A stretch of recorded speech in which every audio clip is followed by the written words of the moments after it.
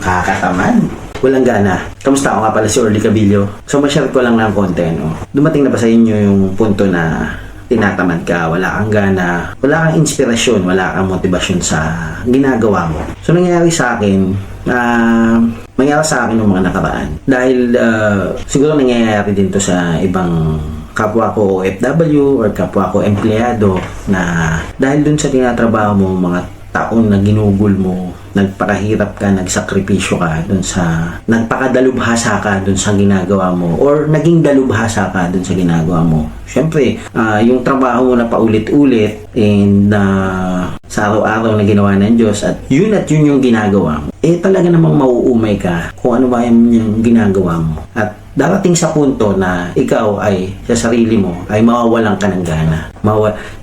Kailangan mo sumikap para sa pamilya mo. Darating sa point na yung paulit-ulit mong ginagawa ay mauumay ka dito. At isa pang magpapawalang gana sa'yo, yung mga tinatrabaho mo, ibang nag-aani, iba yung kumukuha ng credits, dadagdag pa yon sa kawalang gana mo sa ginagawa mo or sa trabaho mo. So yun, nangyayari sa akin, syempre, bilang pamilyaring tao, bilang nagsusumikap sa buhay, lumalaban ng patas sa ating buhay. So, ikaw, syempre, inaayos mo yung ginagalingan mo sa trabaho mo, inaayos mo yung trabaho mo. Pero, syempre, sabi ko nga, sa mga nauna kong videos na ang pagiging empleyado, hanggang doon na lang yun. Hindi na yun, kumbaga, dagdagan man yung sweldo mo, doon na lang. Pero, syempre, ikaw, bilang, inaayos mo pa rin yung work mo. Pero, dumating sa punto na minsan may impluensya ng trabaho mo or yung nangyayari sa'yo na nababurnout ka na ayun, nawawalan ka na ng gana. Siyempre, ikaw sa sarili mo bilang nababurnout na tao, hindi ka naman pwede mag-stay dun sa state na yun. Hindi ka pwedeng manatili dun sa posisyon na yun or sa pakiramdam na yun. Huwag mong tambayan yun. Wala kang magiging improvement sa sarili mo. Hindi ka na mag-grow pag tumambay ka dun sa kawalang ganahan na yun. So, syempre, sa akin, sa sarili ko, ang naging diskarte ko, umanap ako ng bagay na pwede kong gawin. Ibang bagay na pwede magpaunlad, pwede magdagdag ng karunungan sa akin. And at the same time, malibang ako at ma-enlighten din sa ibang bagay. So, ito yung mga ginawa ko para labanan yung kawalang ganahan sa mga ginagawa ko sa araw-araw. Unang-una, isa sa mga bagay para labanan ng kawalang ganahan ay focus. Mag-focus ka dun sa mga bagay na gusto mong mangyari sa buhay mo. Tulad ng sinasabi ko, tingnan mo yung sarili mo after 5 years or after 10 years, dun mo i-focus yung sarili mo. Kung gaano ka na kalayo o kalapit dun sa pinagpo-focusan mo na yun. Dahil kung tatambayan mo yan, kawalang ganahan mo, hindi mo na ginagawa ng tama yung trabaho mo o yung ginagawa mo man ngayon, baka mabitbit mo yung ganyang pag-uugali o kasanayan sa mga susunod mong gagawin. At the same time, hindi ka na mag-grow, diyan ka na lang. Hindi ka na makakapag-focus sa mga gusto mong mangyari sa buhay mo. So, napaka-importanting bagay na mag-focus ka.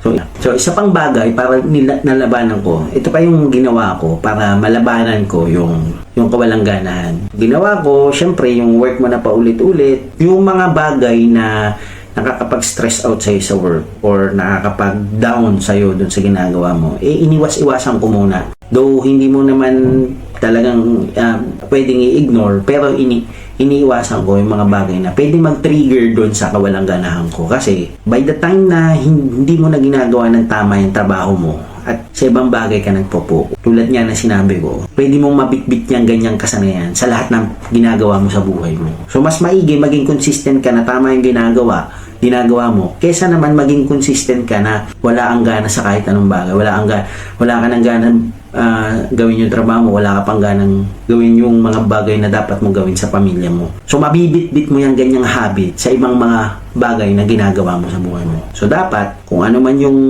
nag-i-influence sa'yo na nagiging wala kang gana, avoid mo siya, iwasan mo siya. Nang sa gayon, magkaroon ka pa rin ng improvement sa sarili mo. So, isa pang bagay para malabanan ko yung kawalang ganahan sa mga ginagawa ko ay yung don't mind that feeling. Hindi ko na sabi ko nga, wag mong tambayan yung mga bagay.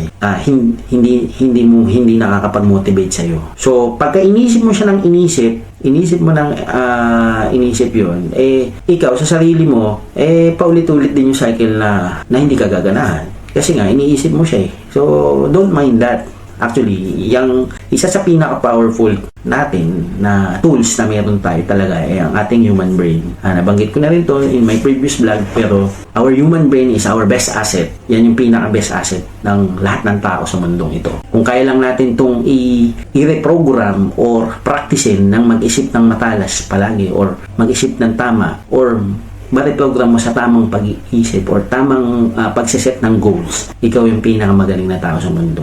Sigurado ako. So, ayun, ba't ko nga ba ito sinishare? Sinishare ko ito para doon sa mga taong hindi ginaganahan sa mga ginagawa nila, sa mga tinatamad, upang maiwasan mo yung mga ganyang gawain. Kasi kalaban natin dito, nadadamay yung ibang tao. Dahil sa wala mong kaganahan, pamali-mali na yung trabaho mo, pamali-mali na yung mga ginagawa mo sa buhay, yung mga taong nakapaligid sa'yo ay naaapektuhan na. So dapat, ikaw, labanan mo yan.